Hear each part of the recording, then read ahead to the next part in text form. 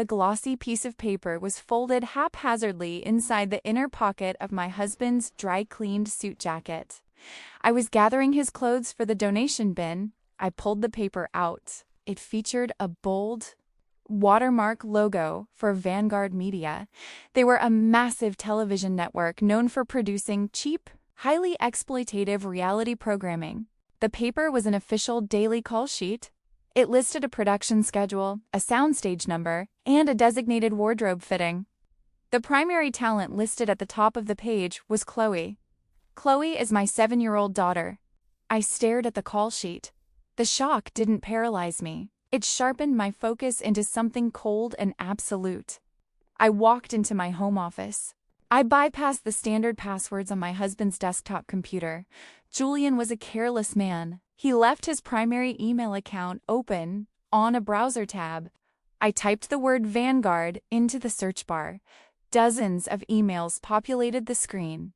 I opened a PDF attachment titled Talent Agreement and Liability Waiver. Julian and his mother Sylvia had been orchestrating a massive, sickening deception for over 6 months. Sylvia was a woman obsessed with the illusion of fame. She spent her days watching reality television, convinced she possessed the ruthless business acumen to be a celebrity manager. She viewed my daughter not as a child, but as a highly marketable asset. Chloe had a natural, bright personality. Sylvia had secretly taken her to dozens of commercial auditions after school under the guise of taking her to ballet practice. I had explicitly, repeatedly forbidden any involvement in the entertainment industry. I wanted my daughter to have a normal, quiet childhood. Julian didn't care about a normal childhood. He cared about the signing bonus. According to the unread emails, Vanguard Media had selected Chloe to be a primary cast member in a new, high-drama reality show focused on competitive child pageants. The contract was a predatory nightmare. It demanded 60-hour work weeks. It signed away Chloe's likeness rights in perpetuity. It required full consent from both legal guardians. Julian had forged my signature on a 50-page legal document. He submitted a falsified notary stamp. He and Sylvia registered a shell corporation to act as Chloe's management team. Vanguard Media had already wired a massive $100,000 cash advanced directly into Julian's private bank account. He planned to pull Chloe out of her private elementary school next week. I was scheduled to be in London for a crucial corporate tech symposium. He intended to tell me he was taking Chloe on a bonding trip to a theme park. Instead, he was handing her over to a crew of reality TV producers. Julian walked into the house an hour later. He tossed his keys on the counter. He complained loudly about the traffic. He asked what was for dinner. He looked like an ordinary, tired husband. He was actually a human parasite willing to sell his own daughter's childhood for a quick payout. Starting a fight in the kitchen wouldn't save my daughter. I needed to dismantle their operation at the highest corporate level. I compiled a pristine digital archive. I exported the forged contracts. I pulled the IP logs proving Julian rooted the documents from our home network. I retrieved the official family court documents outlining my equal custody and explicit medical and legal veto rights. Vanguard Media was a massive conglomerate. They were currently navigating a brutal public relations nightmare after a recent documentary exposed their mistreatment of child actors. Their corporate legal department was on high alert. They had a zero-tolerance policy for liability risks. I sent the archive directly to the senior executive of legal affairs at Vanguard. I received a response in 12 minutes. The network executives were furious. They did not care about family drama. They cared about the massive legal exposure of filming a minor with fraudulent consent forms. It was a direct violation of state labor laws. It constituted wire fraud across state lines due to the cash advance. The studio lawyer offered to quietly cancel the contract and demand the money back. I declined. I told the lawyer I wanted the production schedule to proceed exactly as planned. I wanted Sylvia and Julian to walk onto that lot. I wanted them to feel the intoxicating rush of their fabricated Hollywood lifestyle. The lawyer agreed. They wanted to serve the breach of contract notices in person to guarantee legal compliance. The week passed. I packed my suitcase for London. Julian hugged me at the door. He told me to have a safe flight. Sylvia arrived in her least luxury sedan, wearing massive sunglasses and a cheap faux coat. She was practically vibrating with arrogant excitement. She told Chloe they were going on a special secret adventure. I drove to the airport. I didn't board a plane. I drove to a nearby hotel, checked into a suite, and waited. Tuesday morning was the official first day of principal photography for the reality show. Vanguard Media operated out of a sprawling, heavily secured studio lot in the city center. It was a maze of massive sound stages, golf carts, and production trailers. I arrived at the visitor gates at 9 a.m. A studio representative met me and escorted me onto the lot. We walked into Soundstage 4. The room was cavernous. Massive lighting rigs hung from the ceiling. Camera operators were adjusting lenses.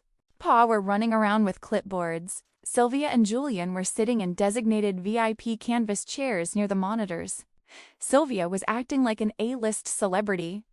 She snapped her fingers at a young production assistant, demanding sparkling water with lemon. She complained loudly about the temperature in the room. Julian was taking photos of the expensive equipment, already mentally spending the rest of the contract money. Chloe was sitting on a nearby sofa, looking confused and overwhelmed by the noise. The heavy metal doors of the soundstage opened. The lead producer did not walk in. 3 severe individuals wearing sharp business suits walked onto the set. They were flanked by 2 massive studio security guards. They bypassed the camera crew. They walked straight toward the VIP chairs. Sylvia smiled. She stood up, smoothing her faux fur coat, extending a hand to greet them. "Are you the showrunners?" Sylvia asked loudly. "I need to discuss Chloe's dressing room. It is entirely too small for a lead cast member." The lead corporate attorney ignored her hand. He looked at Julian. "Julian Sterling," the attorney said. His voice echoed across the quiet soundstage. The camera operators stopped what they were doing. "We are terminating Vanguard Production Code 402 immediately. You are in breach of contract." Julian's arrogant posture stiffened. He lowered his phone. "What are you talking about? We have a signed multi-year agreement. You wired the advance. We are ready to shoot." "You provided Vanguard Media with forged legal documents," the attorney stated coldly. He pulled a thick binder from his briefcase. "You falsified the signature of the primary legal guardian. You engaged in wire fraud to secure a $100,000 advance under false pretenses. This production is shut down." Sylvia let out a sharp gasp. She pulled off her sunglasses. "This is a mistake," she yelled. "We are her managers. We handle her career." "You handle nothing, ma'am," the attorney shot back. "You are an uninsured liability. Vanguard Media is issuing a formal demand for the immediate return of the signing bonus. Furthermore, our firm is filing a civil suit for the financial damages incurred by shutting down a live production set today. That figure currently sits at $80,000. Julian's smug expression collapsed entirely, replaced by the sheer, suffocating panic of a man who realized he was financially ruined. He realized the math. He didn't just lose the TV show. He owed a multi-billion-dollar corporation nearly $200,000, payable immediately. I stepped out from behind the camera monitors. I walked onto the brightly lit set. Chloe saw me. Her face lit up. She ran across the soundstage and wrapped her arms around my waist. I pulled her close, shielding her from the chaos. Julian stumbled backward. He bumped into the VIP chair. The canvas tipped over, hitting the concrete floor with a loud smack. "You are supposed to be in London," Julian choked out. His voice was a thin, pathetic wheeze. "I decided to take a detour," I replied quietly. The acoustics of the soundstage carried my voice perfectly. "You forgot to read the fine print, Julian. When you sell something that doesn't belong to you, the buyer always comes back for a refund."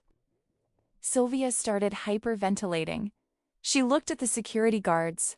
She looked at the studio executives. Her grand delusion of walking red carpets and attending award shows shattered into a million worthless pieces. She pointed a trembling finger at me. "You ruined her life!" Sylvia shrieked.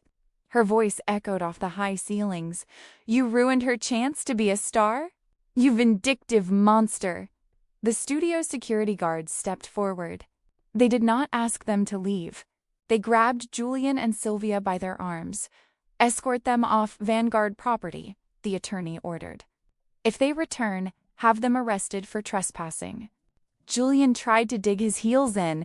He tried to plead with the lawyers. He begged for a payment plan. The guards ignored him. They dragged him toward the massive exit doors. Sylvia was crying hysterically, her faux fur coat slipping off her shoulders, exposing her cheap blouse underneath. The entire film crew watched them get thrown out like common criminals. I picked up Chloe's small backpack from the sofa. I held Chloe's hand and walked off the set. I didn't look back as the security guards dragged my ex-husband and his mother toward the exit, leaving their Hollywood fantasy dead on the concrete floor.